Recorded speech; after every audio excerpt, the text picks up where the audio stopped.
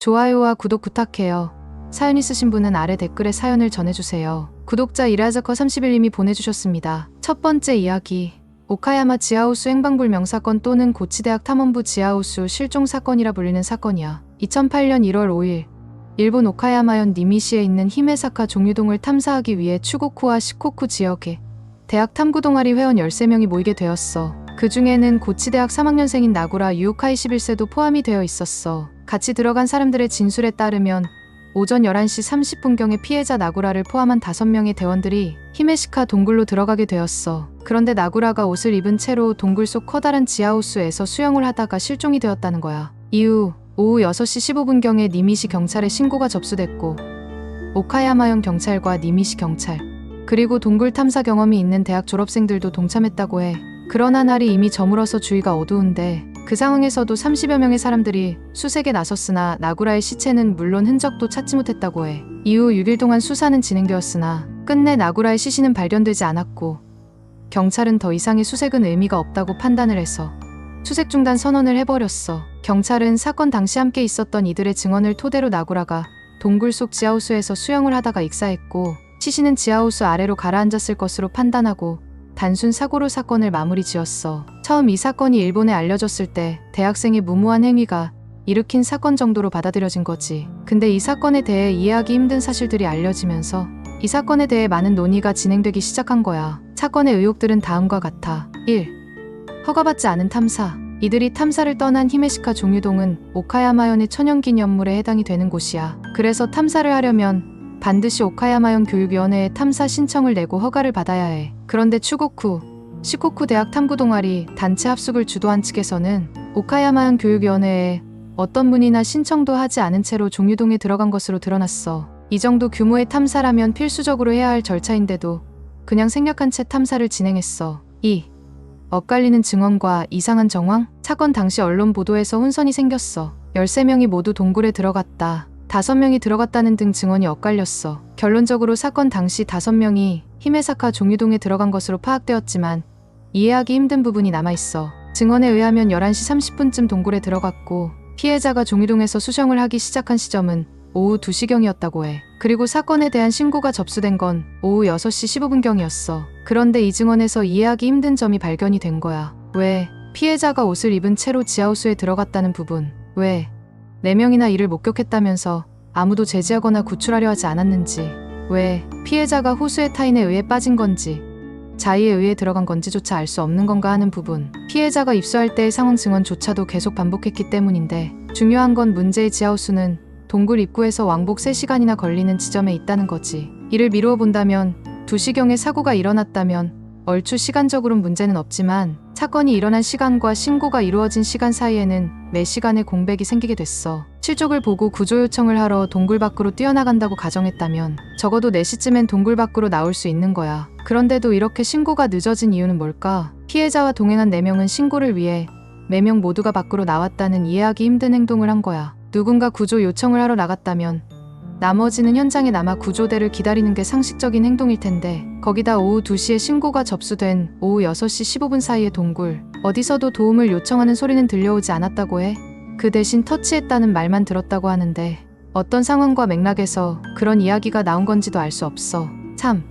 탐사 동아리 회장, 부회장의 행보. 사건 당시 이후의 탐사 동아리의 행보가 매우 수상해. 당시 탐사 동아리의 회장은 하쿠마이 미오라는 여성이었어. 이 여성은 사건이 어떻게 일어났는지 전혀 설명하지 않고 기자들을 요리조리 피해 다녔어. 그리고 회장 하쿠마이 미오와 부회장 이토 토모코가 동아리에서 사퇴해버렸어. 그런데 이후 동아리 홈페이지에서 이 2명의 정보가 삭제된 것을 확인했어. 4.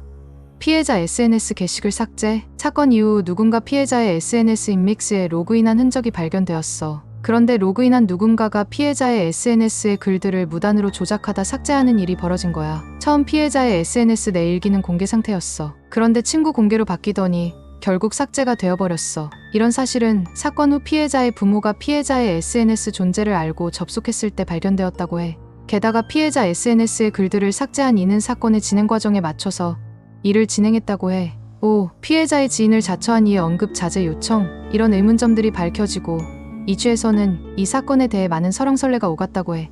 그런데 자신을 피해자의 지인이라고 주장하는 이가 사건에 대해 논하는 게시글을 삭제해달라고 요청했어. 이후 이를 수상하게 여긴 이용자들이 IP 주소를 추적해고 지인을 자처한 이는 고치대학의 리모트 호스트 서버에 접속해 글을 쓴 것으로 나타났어. 이렇게 수상한 점이 한두 개가 아니다 보니 이 사건 정황에 대해 아래와 같은 정리가 나오게 됐어. 1.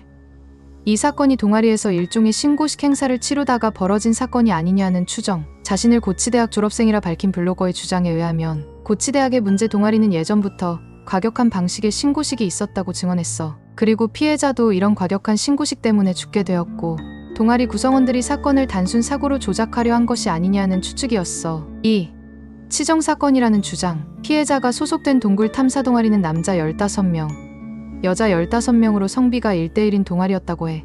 그래서 내부에서 연애 문제로 갈등이 일어날 소지가 다분했던 게 아니냐는 지적도 나오게 되었어. 게다가 사고 이후 회장과 부회장을 맡았던 여성들이 모두 사퇴하고 그들의 이름이 동아리 홈페이지에서 삭제된 점을 보고 피해자가 동아리 내의 연애 문제와 갈등에 휘말려 살해된 것이라는 주장이 나오게 됐어. 이런 여러 주장들이 나왔으나 일본 경찰은 단순 사고로 종결 짓고 사건에 대해 더 이상 수사하지 않았어. 이후 음악스에서는 사건의 재수사를 촉구하는 소모임도 존재했지만 재수사는 아직까지도 소식이 없는 상태야. 근데 말야, 누군가 얼마 전 나에게 이런 의문을 품더라.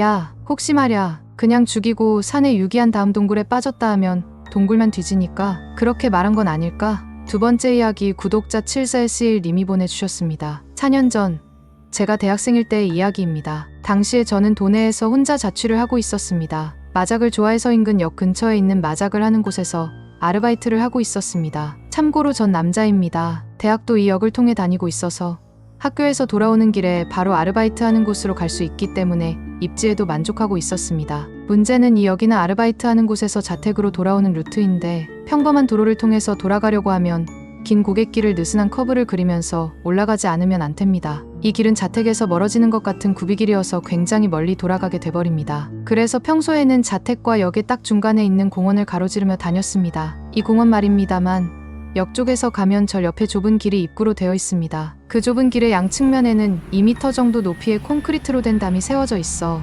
왼쪽은 절, 오른쪽은 묘지가 있습니다. 그 길을 100m 정도 나아가면 공원이 보이기 시작합니다. 공원은 은행나무나 벚나무로 둘러싸여 있고 좀 더 안으로 들어간 곳에 모래사장이나 그네가 있습니다. 길은 계속 이어져 있는데 더 나아가면 더욱 나무들이 우거진 길이 되며 오른쪽에는 옛날에 간호사의 독신자 숙소였던 건물이 있습니다. 그렇다곤 해도 독신자 숙소의 입구는 공원의 반대편에 있기 때문에 들어갈 수 없습니다. 게다가 지금은 쓰이지 않게 되어 창문에 판을 박아 고정시켜 놓았습니다. 이 건물의 베란다가 공원 쪽을 향하고 있지만 공을 막기 위한 망이 있기 때문에 부지에 들어갈 수 없습니다. 앞으로 더 나아가면 계단이 있는데 올라가면 몇 개인가의 놀이기구가 있는 광장으로 나오게 됩니다. 이곳도 주위는 콘크리트 담과 나무들로 가려져 있습니다. 길을 더 나아가면 갈림길이 나옵니다. 오른쪽으로 돌면 인접한 신사의 경내로 똑바로 가면 도로로 나옵니다. 자택이 이 공원의 출구에서 가깝기 때문에 이 루트를 사용하고 있었습니다. 알기 어려울 거라고 생각해서 간단히 지도를 그려보았습니다. 쓱싹하고 그린 거라 추측은 맞지 않습니다. 서로는 여기까지 하고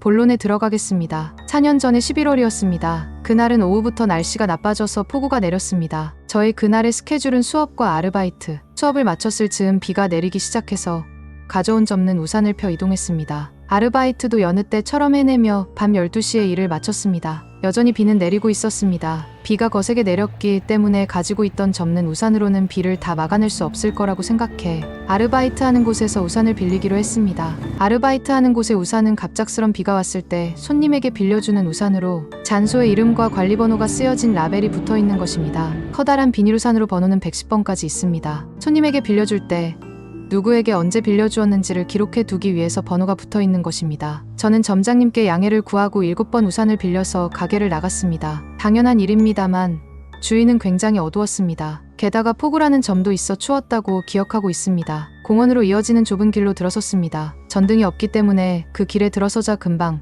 방금 전보다도 더욱 어두워졌습니다. 이런 날씨이기도 해서 멀리 돌아가더라도 차가 있는 길로 돌아갔으면 좋았을 거라고 생각했습니다만 평소에 버릇 탓에 공원까지 와버렸습니다. 여기까지 와버린 이상 돌아가는 건 역시 귀찮기 때문에 그대로 집으로 가고자 발을 옮겼다고 기억하고 있습니다. 공원 내부는 계단으로 나뉘어 있기 때문에 여기에서는 편의상 계단을 오르기 전에 있는 광장을 1층이라 하겠습니다. 1층에는 놀이기구 외에 화장실과 전등, 벤치가 있습니다. 화장실에도 전등이 있기 때문에 입구인 그 좁은 길보단 조금 밝은 느낌이지만 그래도 밤엔 어둡고 쓸쓸한 장소가 되어버립니다. 평소부터 이곳을 걷는 데엔 익숙해져 있었지만 사람과 마주친 적은 셀 수 있을 정도밖에 없습니다. 게다가 비까지 왔기 때문에 사람이 있을 거라고는 전혀 생각하지 않았습니다. 하지만 빨간 옷을 입은 여성이 벤치에 앉아 있었습니다. 여성은 벤치에 앉아 자신의 무릎에 팔꿈치를 괜 채 얼굴을 손으로 가리고 있었습니다. 우산을 가지고 있지 않았는지 푹 젖은 모습이었습니다. 순간 놀랬습니다만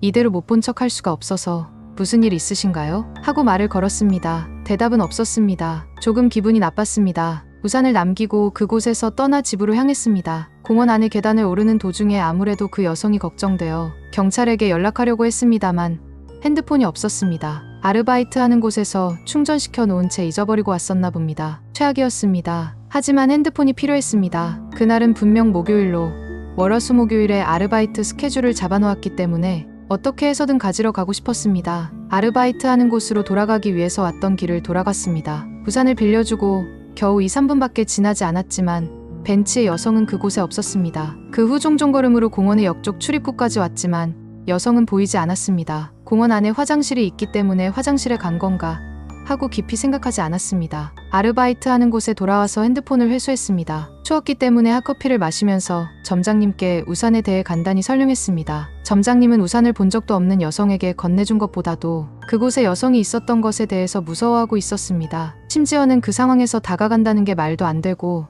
애초에 공원의 루트로 돌아간다니 바보 아니냐고까지 하는 상황. 참고로 점장님은 여성입니다. 겁을 주고 싶지는 않았기 때문에 여성이 무반응이었다는 거나 시종일관 손으로 얼굴을 가리고 있는 채였다는 것은 덮어두었습니다. 점장님께 바보 취급 당하긴 했지만 잠시 지금까지 있었던 일을 되돌아보았습니다. 심야 12시가 지난 폭우 속에서 인적 없는 공원에서 푹 젖어있는 여성. 게다가 말을 걸어도 대답은 없고 얼굴도 손으로 가리고 있는 채. 확실히 기분 나빴습니다. 그 후엔 공원을 지나지 않고 돌아왔습니다. 집에 돌아오고 1시간 정도 지났습니다. 이미 방의 전기는 껐고 이불 속에 들어가 있었습니다.